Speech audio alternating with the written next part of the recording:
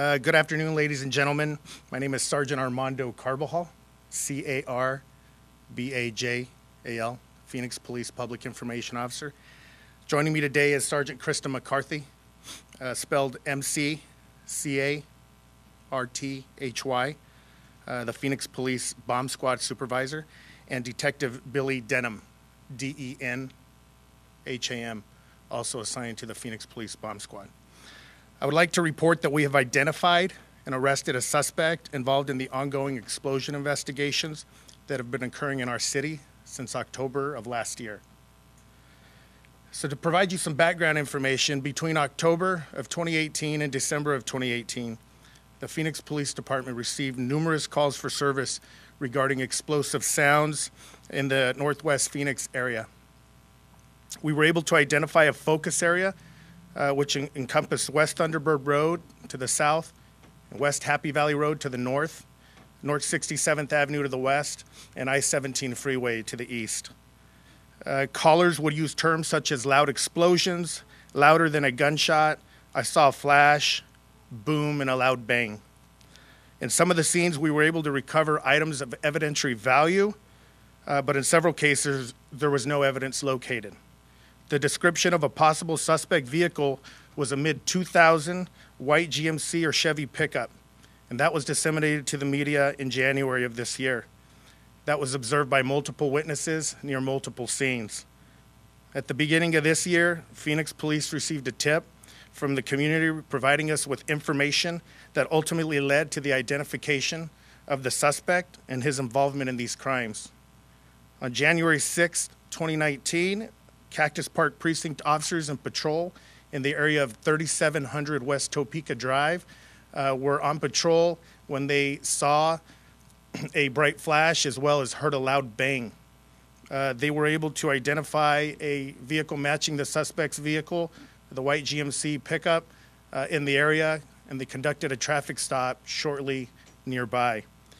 They were able to identify and contact the suspect who was driving the vehicle, but at that time, the suspect denied any involvement. The suspect was released at that time, but remained a person of interest for our bomb squad investigators. Phoenix Police detectives, working with other local and federal law enforcement partners, continued their investigation.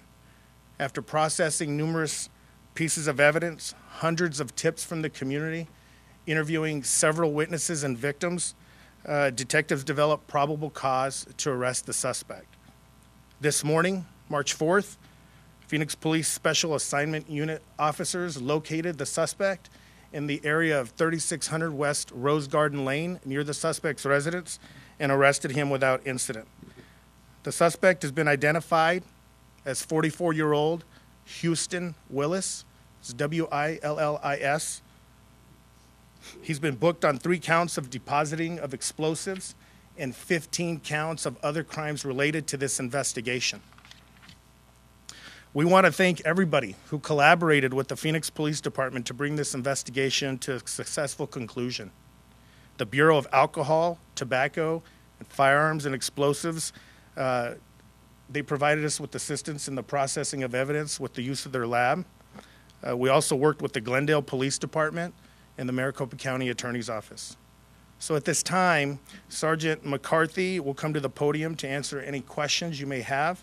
I do want to remind you, this is an active and ongoing investigation, so there's going to be information that we can't release at this time. Has the suspect given any idea of motive? He has not. Are you able to share with us any of the materials that were recovered and what they seem to look like? There was a lot of speculation that this person was combining fireworks together to make these blasts because there wasn't a lot of evidence left behind. It didn't seem like this was a bomb per se. Can you tell us what you found and how it led to the arrest? Not specifically because of the ongoing investigation, but I will say they were comprised of an explosive and pyrotechnic nature. Is it consistent that you would find this in a legal firework? Not necessarily. Some commercial fireworks, but not the small, generally produced or generally available to citizens in the stores, if you will. Was he building these devices at his home? Can't answer that one. Sorry. Was there anything Yes, sir. Sorry. Was there anything inside the home that you guys can't tell us about? Not that I can release at this time. Was a search on the home conducted? Yes, ma'am. And some of that led to some of the additional charges, but based on the ongoing information or ongoing investigation and potential future charges, we're still working on that. Can you tell us if he had more of these explosives with him? Was he planning to use more of them? We did have one charge that was related to items found today, but again, still working on future charges or potential additional charges in this case. From your professional perspective, were these devices meant to hurt someone? They could definitely hurt someone if they were picked up or detonated in or around people. They would definitely injure anyone. Did he understand that? I'm not sure. Can you tell us, I know you can't go into specifics, but were these devices or whatever the method he was using, was this something where he would just kind of set it and leave, or is this something that would kind of have to sit around and there was no telling who would be in the area when it went off? Early indications based on what we found, there would definitely be no telling who would be around. They were either thrown from a vehicle or thrown from a position where anyone could approach at any time. But they would explode immediately, correct? Yes, ma'am. So they had fuses, they weren't like time devices? No indication that they were time devices. Correct. Can you just give us an idea of how dangerous this would have been if somebody was in the wrong place at the wrong time? So because these reports indicate very loud booms and loud explosions, and because unfortunately in many of the incidents we did not find evidence at the scene, I can't give you a complete picture of how that would be if every device was the same size or same composition at this time. But based on what we do know, they did have a explosive charge and a capacity to injure or hurt people, as well as create property damage to anything they come in contact with. How much did he learn himself to put this together via the internet, prior training? Was he in the military? Did he have any access to explosives in a prior job? What do you know about the suspect himself? At this time, I can't answer any of those, what his prior knowledge is at all. He did not provide any of that to us. Of the property damage, because it sounds like no human or animal was injured by any of these devices, correct? Correct. We have no people or animals injured. What was the extent of the property damage? So basically a lot of just property, landscape damage, a large trash can, things like that. Thankfully, we didn't have any injuries potentially that could have been, knowing that how important was it to the department to find this guy? Extremely, and I would say the biggest help was the community in this, in providing information, providing tips to us, which led to, our eventual identification of this subject. Was there evidence in the truck as well? I'm sorry, evidence in the truck? Yes, sir. The truck was searched as well today, and items were retrieved from there. And I guess just to clarify, he was, at this point, was he working alone, does it appear?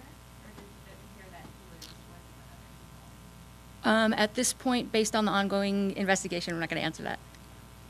Was his intent just to cause panic? Or, I guess that's not something you can answer. I don't know his intent. Do you know when the last reported explosion was? We have some reports that came in directly to the bomb squad from community members that were in the middle of January. However, those were not reported through the 911 or crime reporting system. They were directly reported to our detectives. So before he was pulled over? Yes. Did it seem like he went silent and maybe stopped after that traffic stop? I'm sorry. There have been explosions since the traffic stop as well that were reported directly to detectives. So, yes, sorry. Is there an idea of how many explosions total you may have set off? I don't know. We have in excess of 200 calls that came in through our reporting system. However, how many of those are specifically related to him versus other loud noises throughout this time period, we cannot separate those or specifically attribute a certain number to him versus not to him. So the 200 calls were just loud noises, right? In that area? Yes. Yes. As far as the amount of devices, obviously, since this guy didn't just set off one, he didn't just set off two, can you talk about how, when these people do that, the more evidence they provide you, the easier it is to figure this out? I feel like, from people I've spoken with, it was critical that it wasn't just one or two, and it was the fact that you guys were able to generate more and more evidence over time. How critical did that play in catching them? If there had only been one bomb, or one explosion, would that have been more difficult versus them just continuing to set these off? I would say yes. His continued actions did assist in our investigation and also enabled us to tie multiple cases together or multiple incidents together. Any other questions for Sergeant McCarthy? Detective Denham? Can we get her first name spelled out as well? Yes, sir. It's Krista, Crista, and last name is McCarthy, McCarthy.